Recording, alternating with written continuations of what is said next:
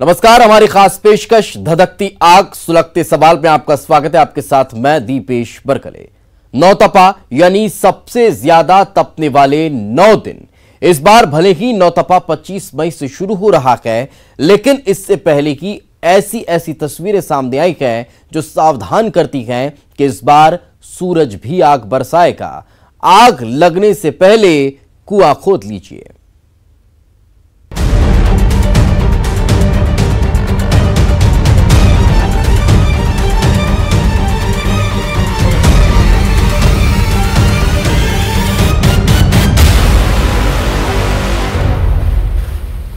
छह सुलगती हुई तस्वीरें नहीं, 60 जलते हुए सवाल हैं, या शायद 600, 6000 या कई हजार सुलगते सवाल हैं।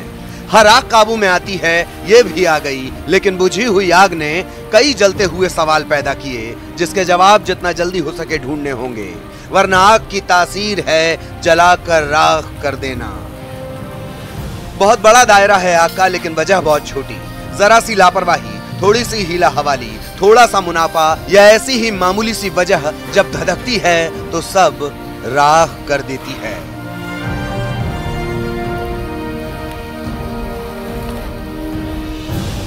क्या सितम सहते महाराष्ट्र का पुणे, क्या संकट काल से जूझते मध्य प्रदेश के शहर, क्या खुद पर इतराता छत्तीसगढ़।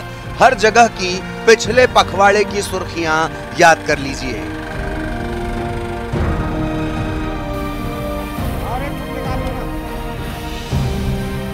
ग्वालियर में 7 को लील गई आग, भिंड में नदी किनारे जल गई नाव, आगरमालवा, नीमच, बड़वानी में धू धू कर जला ट्रक, भोपाल में गोदाम तो जबलपुर में बेकरी हुई स्वाहा, पुणे में कारखाने में लगी आग ने कई जिंदगियां कर दी राख। और खास बात ये कि पिछले पखवाड़े की है ये हेडलाइन, तब जबकि नौतपा शुरू भी नहीं हुआ।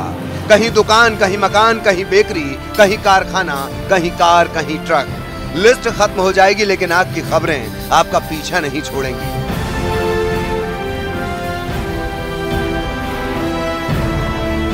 धधकती आग के बाद सुलगते सवाल के मुद्दे पर आते हैं। इनमें से बहुत कम मामले होंगे जिसमें समझ नहीं आएगा कि आखिर आग कैसे लगी, लेकिन ज्यादातर में आग के पीछे इंसानी लालच से लेकर लापरवाही तक आपको नजर आएगी।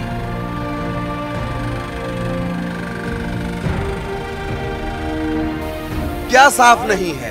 धधकती आग है, सुलगते सवाल हैं। रिहायशी इलाके में कारोबार के नियम साफ हैं, कार में गैस किट के इस्तेमाल का कानून साफ है, गोदाम में क्या क्या होना चाहिए ये भी साफ है, क्या क्या सुरक्षा उपकरण रखने हैं ये भी साफ है, किस क्वालिटी का बिजली उपकरण इस्तेमाल होगा ये भी साफ है, ज्वलनशील पदार्थ के परिवहन के नियम साफ हैं, तंग गलियां बेजा कब्जा रेस्क्यू बाधित करता है ये भी साफ है, हर आग के पीछे की वजह और नुकसान की रिपोर्ट साफ है।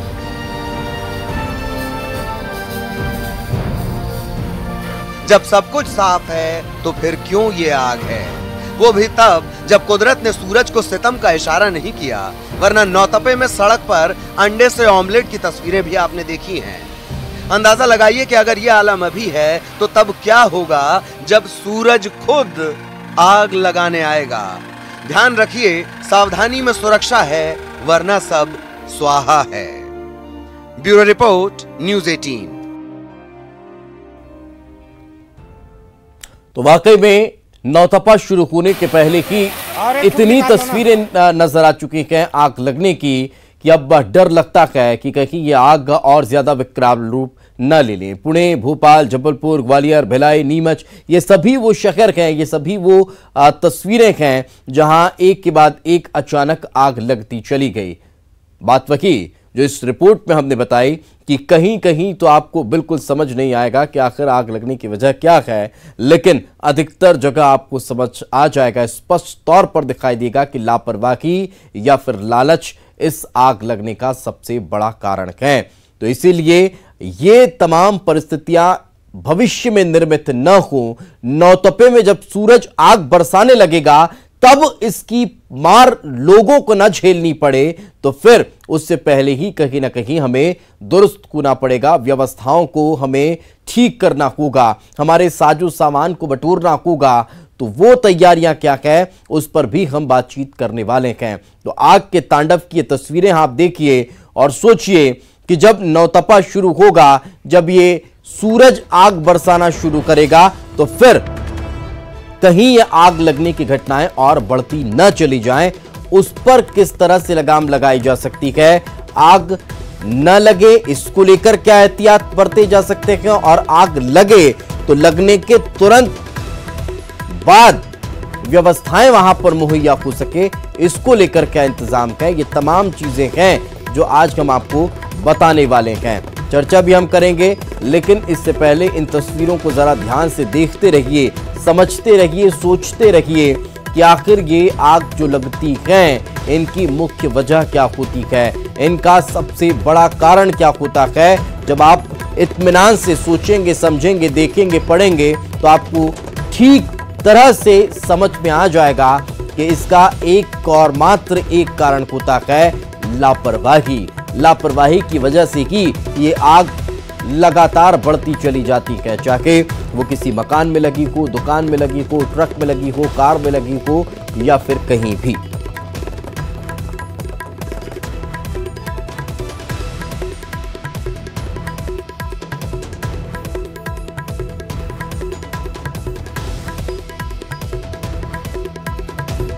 तो चलिए चर्चा करते हैं। हमारे साथ स्टूडियो से भी गेस्ट जुड़ेंगे, हमारे साथ अलग अलग फील्ड पर भी रिपोर्टर्स के, उनसे भी बातचीत करेंगे। साजिद खान साहब है हमारे साथ, फायर ऑफिसर के नगर निगम भोपाल के, बहुत बहुत स्वागत है साहब आपका। अरुण त्रिवेदी इंदौर से, प्रतीक अवस्थी जबलपुर और रंजना दुबे भोपाल से हमारे सहयोगी हमारे साथ जुड़े हुए हैं। सबसे पहले साजिद साहब, मैं आपसे ही समझना चाहूंगा, नौतपा शुरू होने वाला है, लेकिन इस नौतपे से पहले की चाहे मध्य प्रदेश को या फिर देश के अलग अलग राज्य और जिले को आग लगने की घटनाएं शुरू हो चुकी हैं। इसको लेकर मध्य प्रदेश या फिर राजधानी भोपाल में किस तरह से तैयारियां नजर आती हैं? नमस्कार श्रोताओं को और हमारे प्रदेशवासियों को और हमारे देशवासियों को कि सबसे बड़ी बात यह है कि नौतपा हो या दीपावली हो या कोई भी पर्व हो जहां पर अग्नि दुर्घटनाओं की संभावना बनी रहती है, हमारे देश की फायर ब्रिगेड 24 घंटे 365 दिन हमेशा तैयार रहती हैं, जो हमेशा काम करने के लिए अपना किसी भी प्रकार की दुर्घटना होने पर वो अपना काम करने के लिए हमेशा तैयार रहते हैं। अभी नौतपे चल रहे हैं, स्थिति बढ़ जाती है। अभी अप्रैल के महीने में फसलें कटी हैं, लोगों ने नरवई जलाई हैं, लेकिन मैं एक ही बात कहूँगा, हमारे अंदर सिर्फ एक ही कमी है, जागरूकता की। बहुत अच्छे लोग हमारे समाज के लोग हैं जो मदद करने में सबसे आगे बढ़ते हैं। पूरी दुनिया में कहीं देखने को नहीं मिलता कि कहीं आग लगी हुई हो वो पब्लिक के लोग आग बुझाने में आगे बढ़ रहा हो। अभी अमेरिका से कुछ आए थे भोपाल के अंदर, उनके साथ हमारी चर्चा हुई, तो जो जज्बा, जो हौसला, जो ताकत हमारे देशवासियों में है कि बड़ी से बड़ी आग के अंदर भी आप देखें पब्लिक वहाँ पे सपोर्ट करती है। तो पब्लिक के सपोर्ट के साथ साथ फायर ब्रिगेड का अमला हमेशा तैयार रहता है। जहाँ तक तैयारियों की बात है, हम लोग अपना हमेशा, हमारा अभी कोरोना का टाइम चल रहा है, पूरे देश में फायर ब्रिगेड बहुत बढ़िया काम कर रही है, सैनिटाइज कर रही है, लोगों की मदद कर रही है, और अग्नि दुर्घटनाओं पर भी बराबर हम लोग कंट्रोल कर रहे हैं। अभी 2 दिन हो गए, हमारे भोपाल में भी बहुत बड़ी बड़ी दुर्घटनाएं हुई, उन पर हमने कंट्रोल किया। और जहां तक साधनों की बात है, सभी जो पर्याप्त हैं हमारे पास, लेकिन अपडेट करने में कोई कमी नहीं आती, वो होती रहती है कोशिश। लेकिन जो हमारी मैन पावर है, मालिक का शुक्र है, बहुत अच्छा काम करती है फायर ब्रिगेड पूरे हिंदुस्तान की। कहीं पर भी कोई भी ऐसा नहीं है कि जो फायर में आग बुझाने में अक्षम हो और मदद ना करता हो। यही हमारी भावनाएं रहती है, यही हमारा मोटो है, we serve to save life and property. हमारा राष्ट्रीय टोल फ्री नंबर है 101। लेकिन मैं आपके माध्यम से श्रोताओं से हाथ जोड़कर निवेदन करूंगा कि जागरूकता की हमारे अंदर कमी है। जब भी दुर्घटना हो, सबसे पहले फायर ब्रिगेड, पुलिस को कॉल करें ताकि आपकी मदद के लिए अविलंब वो आकर आपकी मदद करें। हमारे देश की, हमारे राष्ट्र की प्रॉपर्टी को बचाएं, अपने लोगों की जान बचाएं। यही हमारा कर्तव्य है, यही हमारा अधिकार है, यही हमारा काम है। बिल्कुल, इसीलिए तो आप लोगों को आपातकालीन योद्धा माना जाता है और हर आपातकालीन परिस्थितियों में आप हमेशा सजग और सतर्क रहने के साथ साथ त्वरित गति से काम करते हुए नजर आते हैं। साथ में रहिएगा सर, आपसे आगे भी चर्चा जारी रहेगी। हमारे सहयोगियों से भी बातचीत कर लेते हैं।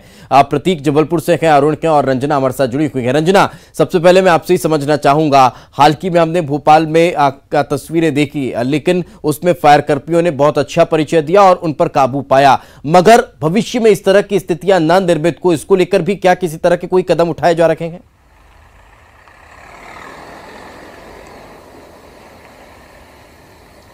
जी दिवेश, बिल्कुल। मध्य प्रदेश में पहले तो मई का आधा महीना बीता, तब तक सामान्य तापमान ही रहा, लेकिन जैसे जैसे 15 मई से आगे का महीना निकला और तापमान में इजाफा होने लगा, क्योंकि मौसम विभाग का ये कहना है कि जो सिस्टम सक्रिय थे वो सिस्टम अब खत्म हो गए हैं और अब धीरे धीरे पारा चढ़ रहा है। और यही वजह है कि प्रदेश के ज्यादातर जिलों में अब 41 से ज्यादा जो तापमान है वो क्रॉस कर गया है। भोपाल में तापमान 43 डिग्री के पार पहुंच गया है। वहीं खजुराहो, नौगांव, दतिया और दूसरे जो जिले हैं वहां पर 45 डिग्री के पार तापमान पहुंच गया है। लेकिन ऐसे में जो आगजनी की घटनाएं वो लगातार देखने को मिल रही। राजधानी भोपाल में भी लगातार 3 से 4 दिनों से आगजनी की घटनाएं देखने को मिल रही है। ऐसे में जो संस्थान बंद है वहां पर फायर सेफ्टी को लेकर भी नगर निगम की तरफ से हमेशा ही एहतियात बरतने के जो सुझाव दिए जाते हैं। और फिलहाल जो नगर निगम की जो फायर सेफ्टी इकाई है वो भी पूरी तरह से सजग है और जैसी आगजनी घटनाएं होती है तुरंत वहां पर पहुंच भी रही है और आग पर काबू भी पाया जा रहा है। लेकिन फिलहाल इस वक्त जबकि तापमान में लगातार इजाफा होने के आसार दिख रहे हैं और 25 मई से नौतपा की शुरुआत होने जा रही, ऐसे में लोगों को खुद भी सजग रहने की जरूरत है। और क्योंकि छोटी सी लापरवाही बहुत बड़ी हो सकती है और तुरंत जो आगजनी की घटना होने पर आसपास के लोग भी जागरूक रहे और फायर सेफ्टी विभाग को इंफॉर्मेशन भी दें। वही कहीं ना कहीं तुरंत इसी बात का जिक्र करते हुए साजिद खान साहब भी नजर आ रहे हैं। मैं प्रतीक आपके पास पहुंचूंगा, इससे पहले एक बार फिर मैं साजिद खान साहब का रुख करता हूं। सर, मेरे पहले सवाल के जवाब में आपने एक चुनौती कहीं ना कहीं बताई कि जागरूकता की कमी नजर आती है, लेकिन इसके अलावा भी जब आगजनी की घटना होती है, आप लोग पहुंचते हैं, तो कौन कौन सी ऐसी विशेष चुनौतियां पेश होती हैं आप लोगों के सामने? देखिए, चुनौतियों तो जिंदगी में जीवन है तो चुनौती है, चुनौती के बिना आप संघर्ष कर ही नहीं सकते। हमारा काम है, अभी देखिए कोरोना शुरू हुआ तो हमारे आयुक्त नगर निगम विजय दत्ता सर ने पूरा इंस्ट्रक्शन दिए कि हमें कैसे सैनिटाइज करना है, कैसे मुकाबला करना है। जो हमारी फायर की गाड़ियाँ उस टाइम पे आग नहीं लग रही थी, सैनिटाइज में लगा दी गई। तो कहीं ना कहीं हम लोग तो ड्यूटी पे रहते ही हैं, जागरूकता की जहाँ तक कमी है। आप देखिए अभी बारिश आने वाली है, अभी से हमारे आयुक्त महोदय ने निर्देश दे दिया भोपाल नगर निगम फायर ब्रिगेड टीम को कि आप अभी से तैयारी करें कि जल भराव की व्यवस्था। तो ये सारी तैयारियां अपन लोग करते रहते हैं और यही अपना कर्तव्य है। इन तैयारियों के अंदर अगर कोई कमी आती है तो हम अपने उच्च अधिकारियों को अवगत कराते हैं और वो हमारी पूरी गाइड करते हुए हमें उसको उपलब्ध कराते हैं। तो ऐसे में जो आपका सवाल है वो ये है कि हम जो शहर के अंदर जो हमारे काम चल रहा है, आप पूरी जनता से हाथ जोड़ कर निवेदन है कि फायर ब्रिगेड का नंबर, पुलिस का नंबर, ये हमें पता होना चाहिए। हमारे बीवी बच्चे, हमारे परिवार, बहन भाई, बेटा बेटी, पड़ोसी हमारे घर में लिखे होना चाहिए, ऑफिस में होना चाहिए कि जैसी घटना की आपको कहीं बात नजर आए, दिखे, सूचना मिले, तुरंत आप फायर ब्रिगेड का, अभी लोगों को पता ही नहीं होता। अब जैसे भोपाल में किसी को कॉल करना है तो 0755-254-2222, एक बार फिर सुन लें, 254-2222, ये हमारा भोपाल नगर निगम फायर ब्रिगेड का मोबाइल नंबर से आप लगा सकते हैं विद पिन कोड। ऐसे 270-1401 और 101 नंबर तो राष्ट्रीय टोल फ्री है, डायल 100 है, किसी को भी आप सूचना दे सकते हैं, वो हम लोग वहाँ पे काम के लिए पहुँच जाते हैं। बिल्कुल, तो कहीं ना कहीं चुनौतियाँ तब कहीं दिखाई नहीं देती, दूर दूर तक दिखाई नहीं देती है। जब तैयारियां तगड़ी हो, व्यवस्थाएं दुरुस्त हो, तो फिर चुनौतियों से पार पाना बेहद आसान हो जाता है। ये कहना है साजिद खान साहब का। लगातार हम आपसे सवाल जवाब करते रहेंगे सर। हमारे सहयोगी प्रतीक भी हमारे साथ जुड़े हुए हैं। प्रतीक, जबलपुर की क्या स्थिति है? क्योंकि लगातार जब इस तरह की खबरें निकलकर सामने आती है तो फिर कहीं ना कहीं चौंकाने वाली स्थिति हो जाती है कि हम कैसे इनसे पार पाएं। जबलपुर में क्या तैयारियां?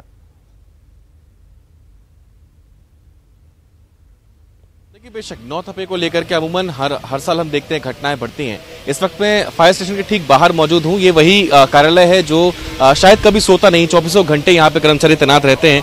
ये फायर स्टेशन है जलपुर नगर निगम का। और क्या सुविधाएं हैं, कितना दमखम है और कितनी बड़ी चुनौतियों से डील कर सकता है विभाग। हमारे साथ कुशाग्र ठाकुर जी हैं जो कि फायर ब्रिगेड के अधीक्षक है, वो मौजूद हैं। कुशाग्र जी, अगर हम व्यवस्थाओं की बात करें तो अमूमन हर साल हम देखते हैं अग्नि हादसे एक बड़ी चुनौती गर्मी के दिनों में होते हैं, तो अब इस साल आप लोग कितने तैयार है? लॉकडाउन का दौर भी चल रहा है, कितने सुदृढ़ हैं आप लोग? बेशक हम पूरी तरह से तैयार हैं। हमारे पास में कुल 11 फायर टेंडर्स हैं और उसके अलावा रिफिलिंग के लिए कि इन केस हमको फायर फाइटिंग के दौरान पानी की कमी पड़ती है तो हमारे पास रिफिलिंग के लिए 2 टैंकर्स मौजूद हैं। एक रेस्क्यू वैन है, एक क्विक रिस्पॉन्स व्हीकल है, एक हाइड्रोलिक क्रेन है। इसके अलावा हमारे पास ट्रेन स्टाफ है। रेगुलर स्टाफ के अलावा हमें जितनी कमी पड़ती थी उसके दृष्टिगत रखते हुए हमने आउटसोर्सिंग के थ्रू प्राइवेट लड़कों का स्टाफ लेके रखा है। तो इस तरह से हम काफ़ी तैयार हैं कि इन केस अगर कहीं फायर की कोई बड़ी घटना होती है तो हम उसको फायर फाइट कर सकें। अमूमन जब ये अग्नि हादसे होते तो कठिनाइयां ज्यादातर क्या लगती है? क्योंकि अभी शायद 5वें या 6वें माले तक की सुविधा आपके पास मौजूद है कि आप 5वें 6वें माले पर अगर आग लगेगी तो आप लोग सक्षम है। जो सकरी गलियां हैं वहां पे क्या चुनौती कभी महसूस होती है? बेशक हमको सकरी गलियों में सबसे ज़्यादा चुनौती महसूस होती है, क्योंकि क्या होता है कि जो हमारी ज़्यादा कैपेसिटी की गाड़ियाँ होती हैं, जो बड़े वाटर बाउजर्स हैं या फिर ऐसे गाड़ियों के लिए क्या होता है कि सकरी गलियों में जाना उनके लिए संभव नहीं होता है। जिनकी कैपेसिटी 10,000 लीटर्स या फिर 8,000 लीटर ऐसे जो कैपेसिटी गाड़ियाँ होती है वो इन गलियों में जाना उनके लिए संभव नहीं हो पाता है। तो हमें मजबूरन छोटी गाड़ियाँ जो होती हैं जो 2,500 लीटर कैपेसिटी की हो, ऐसी गाड़ियों को हमें वहाँ पर भेजना पड़ता है। इसके अलावा इन गलियों में ट्रैफिक होने के कारण तो समस्या हमारी और दुगनी हो जाती है कि कभी कभी हमें जो घटना स्थल है वहाँ तक पहुँचने में ज़्यादा टाइम लग जाता है। जी, तमाम व्यवस्थाएं तो है ही दीपेश, लेकिन जो कठिनाइयां होती हैं अमूमन जलपुर जैसे शहर में जहां सकरी गलियां ज्यादा हैं या फिर जो सघन इलाके हैं वहां दरअसल वाटर बाउजर जो बड़े होते हैं वो पहुंच नहीं पाते, तो शायद समय लग जाता है। लेकिन कहीं ना कहीं अब देश और प्रदेश के हर जिलों में देखने को मिलती है प्रतीक की जहां सकरी गलियों में जब आग लगती है, आगजनी होती है तो फिर वहां बहुत ज्यादा 2-4 खूना पड़ता है फायर फाइटर्स को। साथ में रखें अरुण भी लगातार हमारे साथ बने हुए हैं। अरुण, इंदौर अभी तक तो कोरोना से जंग लड़ ही रहा है, लेकिन अब अगर नौतपे में इस तरह की भगवान करे ना हो स्थिति लेकिन निर्मित होती है तो उसके लिए तैयारियां क्या व्यवस्थित हैं? लेकिन देखिए, अगर इंदौर की बात की जाए तो इंदौर सफाई में भले ही नंबर 1 है लेकिन फायर सेफ्टी के मामले में बहुत पिछड़ा हुआ है। जो ऊंची ऊंची इमारतें उनमें फायर सेफ्टी उपकरण तो लगा दिए जाते हैं लेकिन उनका सालों साल मेंटेनेंस नहीं होता है। सोसाइटी के लोगों को चलाने की ट्रेनिंग नहीं दी जाती है। इस ऐसे में जो इन इलाकों की सुरक्षा है या लोगों की जो सुरक्षा है आग को लेकर वो भगवान भरोसे है।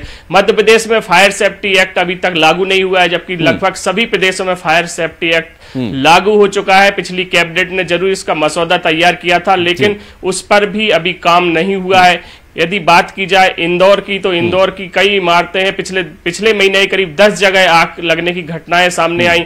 जो हाइड्रोलिक प्लेटफॉर्म होता है वो 5 करोड़ से ज्यादा की जो मशीन है वो खरीदी गई जिसमें 18 मंजिल तक आग बुझाने का काम किया जा सकता है, लेकिन उसका भी मेंटेनेंस नहीं हो पा रहा है। बिल्कुल, तो कहीं ना कहीं ये बड़ी चुनौती रहती है क्या कि उपकरण तो आ जाते हैं लेकिन उनको मेंटेन करना बेहद आवश्यक होता है। हम चर्चा आगजनी पर कर रखेंगे और एक और खबर आग से जुड़ी हुई आ चुकी है। बहुत बहुत शुक्रिया आप सभी का हमारे साथ चर्चा में जुड़ने के लिए, इस तमाम जानकारी के लिए। तो तस्वीरें आप देखिए, धार में कच्चे मकान में आग लग गई है। घर का सामान जलकर राख हो चुका है। आग लगने का कारण फिलहाल स्पष्ट नहीं हो पाया है। दमकल ने आग पर काबू पाया है। टकरावदा गांव की यह घटना बताई जा रही है। ये तस्वीरें इस वक्त हम आप तक पहुंचा रखे गए जहां पर घर में आग लग गई। कच्चा मकान बताया जा रहा है जिसमें आग लगी। और चलिए फिलहाल रुकेंगे एक छोटे से ब्रेक के लिए। ब्रेक के बाद जल्द हाजिर। ब्रेक के बाद एक बार फिर आपका स्वागत है और इस वक्त खबर जबलपुर से। रामनगर राइजिंग मेन पाइपलाइन न फूटने से जल आपूर्ति प्रभावित हो चुकी है। पाइपलाइन फूटने से आज आधे शहर में पानी की सप्लाई नहीं हो रही है। यकीन रखिए 4 दिनों तक आधे शहर को जल संकट का सामना करना पड़ सकता है। दरअसल अंडरग्राउंड केबल डालने के लिए एमपीबी के एक ठेकेदार ने गलत जगह पर ड्रिलिंग कर दी जिससे 1300 mm मेन राइजिंग पाइपलाइन फूट गई। ये पाइपलाइन मेडिकल अस्पताल के पास फूटी है। तो और ज्यादा जानकारी के साथ हमारे सहयोगी प्रतीक हमारे साथ जुड़े हुए हैं। प्रतीक, लापरवाही बड़ी है, इसका खामियाजा आम जनता को भुगतना पड़ेगा, लेकिन व्यवस्थाएं अब किस तरह से हो पाएंगी? देखिए बेशक दीपेश, एक बड़ी चिंता का विषय है, चूंकि करीब आधे शहर में पानी की सप्लाई 4 दिनों तक नलों के माध्यम से नहीं होगी। बेशक प्रशासन दावा जरूर कर रहा है कि 122 टैंकर हम लगाएंगे, लेकिन अव्यवस्थाएं किस कदर की हो सकती है तस्वीरें हम देख चुके हैं। मेन राइजिंग पाइपलाइन फूटी है जो कि रमनगरा वाटर ट्रीटमेंट प्लांट से निकलती है। 1300 mm का यह पाइप था, करीब 4 दिन का वक्त इसमें लग सकता है। चूंकि लॉकडाउन भी है, जो पाइपलाइन टूटी है उसका सामान भी बाहर शहर से आता है, तो इतना आसान नहीं कि उसे त्वरित रूप से ठीक किया जा सके। 12 टंकियों में पानी का सप्लाई रोजाना उस मेन राइजिंग पाइपलाइन से होता था और करीब 35 से 38 वार्डों में जो पानी है वो जाता है। तो समझ सकते हैं कितना बड़ा ये फॉल्ट हो पाया है। जो ठेकेदार कंपनी थी जो पाइपलाइन बिछाने का काम कर रही थी, उस पर FIR बकायदा प्रशासन के द्वारा कर दी गई है, जो कि बिना अनुमति के वो ड्रिलिंग कर रहे थे। और जब अनुमति नहीं ली तो बेशक गलत जगह ड्रिलिंग कर दी गई और नतीजा ये हुआ कि मेन राइजिंग पाइपलाइन जो है वो फूट गई। तो बेशक एक बड़ी त्रासदी के रूप में हम कह सकते हैं को भुगतना पड़ेगा। और इस जल संकट के दौर में भी जो पानी की बर्बादी होगी वो एक अलग ही समस्या है। बहुत बहुत शुक्रिया प्रतीक इस तमाम जानकारी के लिए हमारे साथ चर्चा में जुड़ने के लिए। इसी के साथ इस बुलेटिन में फिलहाल इतना ही, दीजिए इजाजत, नमस्कार।